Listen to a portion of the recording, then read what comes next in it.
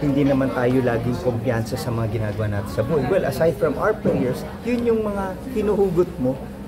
Naalala ko, sinabi sa akin ng nanay, aside from mga director na nakatrabaho mo, aside from your family, you have these people, you have these mga icon na nagsabi sa inyo, kuya, gusto ko yung arte mo, hindi ka pa nagsasalita. So, lumalakas ang ano mo. It was a blessing. So, blessing yun, kaya ayun, andito ako ngayon kay nanay, and yun lang.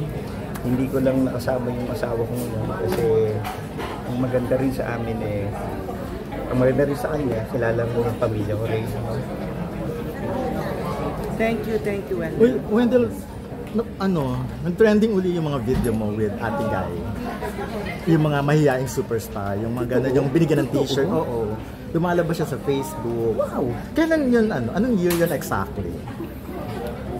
Nung ginawa namin yung Onanay, so siguro before pandemic. Oo nga pala. Yeah. Pinost ko lang naman sa IG yun, and then may gumawa din sa YouTube. So I don't know. Sabi ko, ano ba pwede ko i-post kay nanay na ano? Kasi dapat Holy Week, ayoko sana mag-post dahil parang more on ano lang ako, parang it's my... Bago lang ba yun? Devotion. Hindi, parang nirepost na lang. Nirepost ko lang. Nag-trending yun, nirepost So, ang ginawa ko... Ang dami nag-repost din. Yeah, oo. Ang ginawa ko doon, parang ano na lang, parang ano ba pwede ko yung maano ng tao for him. Nakita ko si ibang kapwa ko artista, may pictures, great. Sabi ko, ito maganda to.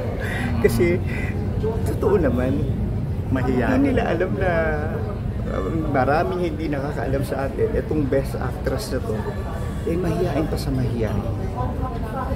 Nakasama ko siya mag-present ng mananalo. Hindi siya makapagsalita. Hindi dahil hindi niya, alam niya yung gagawin niya. Pero nahiya lang siya. Wendell, alam mo yun, very humble. Siya na yung nagbigay, siya pa nahihiya. Pero when it comes to acting, when it comes to set, hindi siya nahihiyang sabihin sa'yo na, pupurihin ka. Yung mata mo, gusto ko yung mata mo. Tapos sabi ko, salamat po. Sabi niya sa akin, hindi ako nagbibiro sa iyo. Para pa siya, parang gusto niya ipaalam sa iyo, hindi ako ng BBS. You know? So sabi ko, opo, salamat po, Nay. And sabi ko nga kanina, Gary, yun yung blessing ko na minsan, kahit na minsan na panghinaan tayo na loob sa mga eksena, hindi naman ako conceited always or laging kumpiyansa sa mga bagay. Aside from dinadasal natin yan, aside from family mo naniniwala, director, hinuhugot ko yung mga ganun. At hindi ko maano. Kaya si Nanay Guy, tsaka doon, nag-ano pa sa akin yan, nagme-message pa sa akin yan ng yung kamusta ka na? Kamusta ka na? Ingat ka lagi na. Naalala lang kita, nak. Ganun ba? It's just simpleng ganun lang. Pero nung time na yun, hindi ka nahiya sa kanya? Yung binivideo siya, yung pinag-usapan yung t-shirt, hindi kasi yung nagbabanding kami minsan doon. Tapos yung tumatawa lang siya, yung hiya siya sa... Gano'n kami sa set eh. Hindi ka na... Kumbaga, kampante ka nung time. Kaya alam mo, doon, hindi ako masyadong, well, lahat tayo nalulukot, no? Nagdadalamhati tayo. Pero naiwan niya sa akin yung masayang... Ang saya kasi nung... Nung part na yun eh. Ano ba yung t-shirt ba? Sino magbibigay? Siya? Bibigay siya. Bibigyan kita ng t-shirt, sabi. Naibigay ba? Sandali, ba't ako wala? Pumasok ko doon sa set. Kasi pagpasok ko doon sa kwarto niya, Nay, ba't ako wala? Sabi ko gano'n. Sabi niya, ay hindi, sandali, bibigyan ko. Ako nakakahiya yung Wendell. Gusto niya yata gusto ibigay sa akin. Nakabalot pa. Hindi, gusto ko itong t-shirt na to. Okay na to. Pirmahan mo na lang. Ay, naku. Isa yung sa babaunin mo. Gusto niya kasi nakaayos dahil artist. yung siguro dahil one of the cast talaga. So, nag-exchange gift kasi kami before. So, eto, nung siya na, yung last day naman na yun.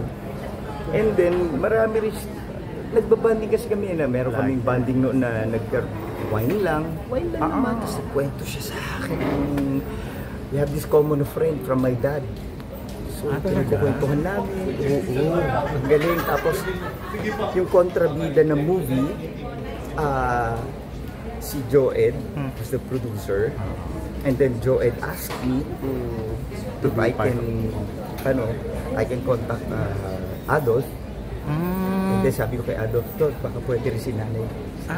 Okay. So, naging part kami doon. Kaya si nanay, parang natuwa naman doon. Sabi ko, hindi naman ako yun, Nay. Ano lang naman nabanggit lang naman nabanggit lang ni Joe, gusto niya siya. So, Sabi ikaw ko yung si naging Adolf, bridge. Tapos, Naging, hindi ko masabing bridge. Ayoko naman kunin yung ano na yun doon. Hindi, Pero ikaw yung siguro, nag-connect sa kanila eh. Mas naging madali I yung was proseso. supposed to be, my wife's supposed to be part of the production. Kaya lang, hindi na kasi ako na yung nag-pull out sa asawa ko. But it's all good naman. Kaya nung nag-meet sila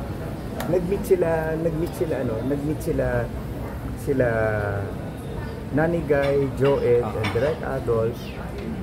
I was there and my wife is there also. Kaya right after nun, pasalamat siya sa akin na ang ganda ng project na which is yung Kontrabida. Ayun, yun. Kaya naging naging super okay kami. Last na lang, paano mo siya gustong maalala? Si Ate Kay. Bukod sa mahiyaing superstar. Siguro ako gusto ko na lang maalala ng lahat. Para hindi na lang para sa akin. Maalala na lang ng lahat kung paano siya naging klaseng tao. Bukod sa given na kasing pagiging artista niya. Yung husay. Paano siya naging tao. Paano siya naging tao. Ang dami kasi alam mo paano siya naging tao to? Hindi siya artista. Pagkasama ng Hindi siya artista. And I'm not saying na mali yung maging artista ka sa labas or sa ano. But kasi ako ganung type ako ng tao, siguro maarte lang ako sa harap talaga ng camera. But what I'm trying to say is hindi na siya masyado nag-iisip behind cam. Kung sino siya, yun na siya. Yeah, yun lang yung what sana you see is what you get lagi yung sinasabi. Yeah. Pero superstar pa rin siya.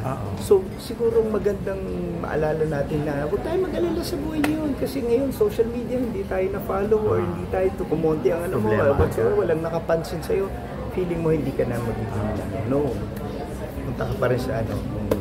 Basta, ma-bless ka lang. Do what you think is right. And thank you. Oo, napanood